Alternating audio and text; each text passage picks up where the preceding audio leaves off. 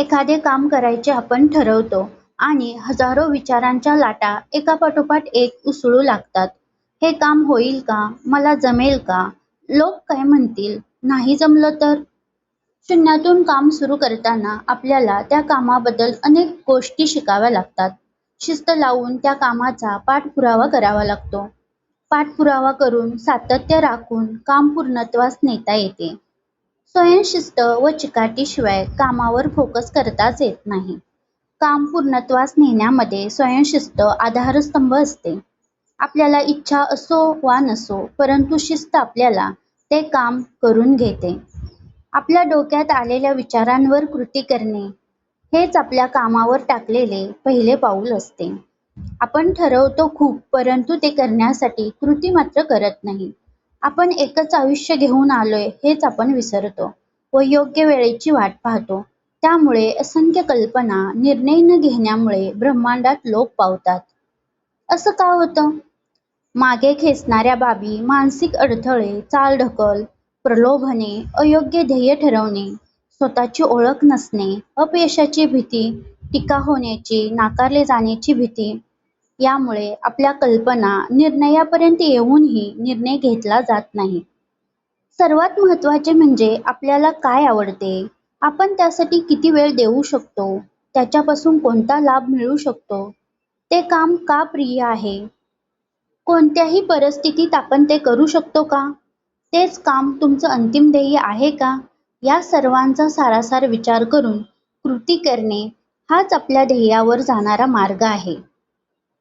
आपण ध्येय ठरवले तर ते पटकन पूर्ण होण्यासाठी आपण धडपड करतो. मानवी स्वभाव गुणधर्मामुळे आपल्याला कोणतीही गोष्ट पटकन हवी असते.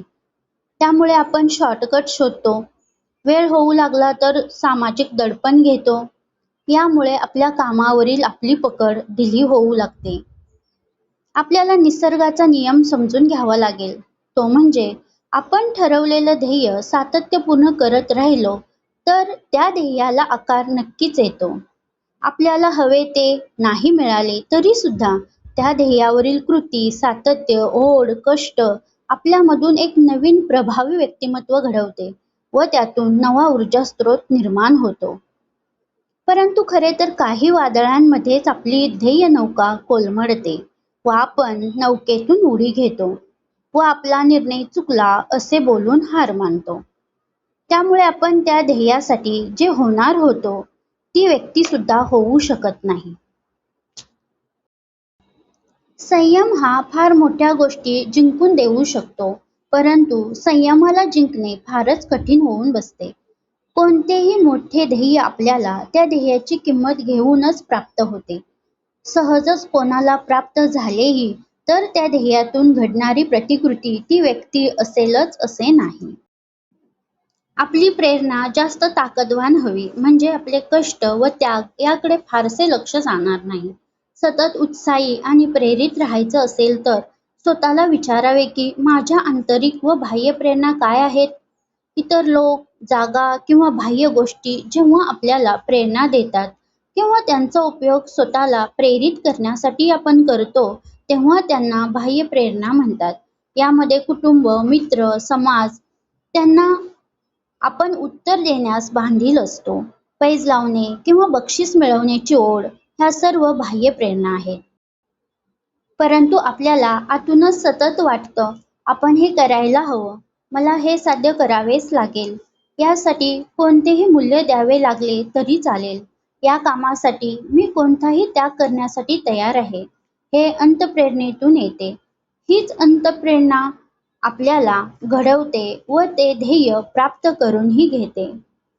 एकदा का आपण आपल्या प्रेरणेतून ध्येयावर चालू लागलो की सर्व भीती, शंका दूर करून दिवसाचे जास्तीत जास्त तास ध्येयाला द्यावे.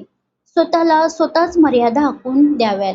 आपल्या कामासाठी या मर्यादा आवश्यक आहेत.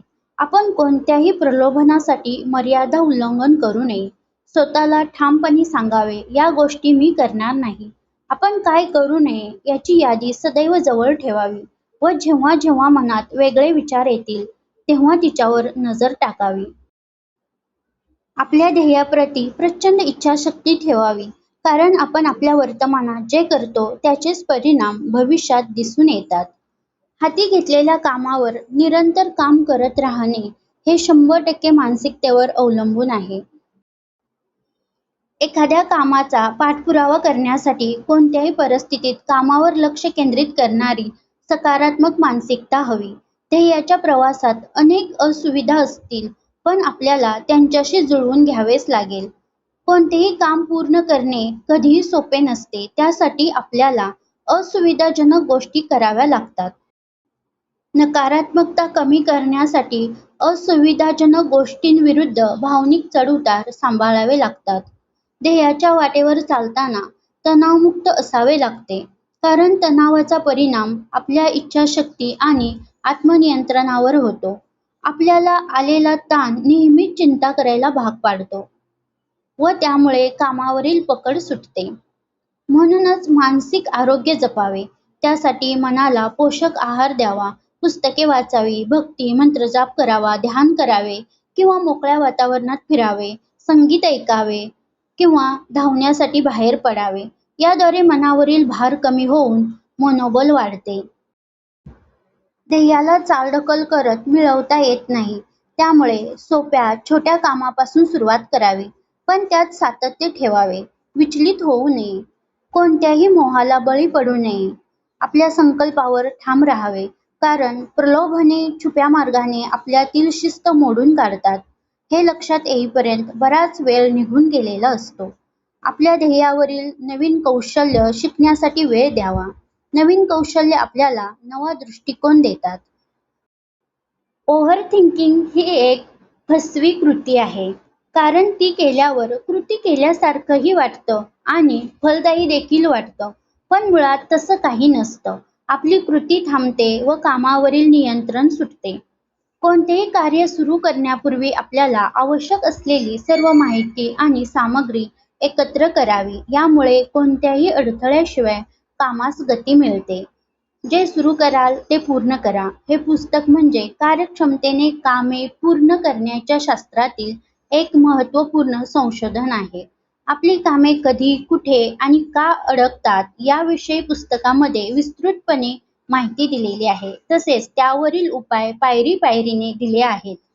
कोणतेही काम सातत्य राखून पूर्ण कसे करायचे यांच्या पायऱ्या पुस्तकात मिळतील. सर्वात महत्त्वाचे म्हणजे या पुस्तकामुळे आपल्याला मेंदू, मन, स्वभाव चांगल्या प्रकारे समजू शकेल, ज्याचा उपयोग अपेक्षित परिणाम मिळवण्यासाठी होईल.